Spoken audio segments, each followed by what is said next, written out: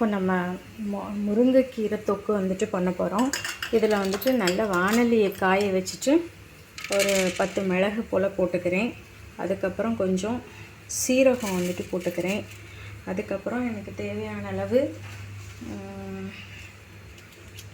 வரமிளகா போட்டுக்கிறேன். குழந்தைங்கள்லாம் சாப்பிட்ணும் அப்படிங்கிறதுனால நான் கொஞ்சமாக வரமிளகா போட்டிருக்கிறேன். அதுக்கப்புறமா கொஞ்சமாக வெந்தயம் வந்துட்டு போட்டுக்கிறேன். ஓகேவா?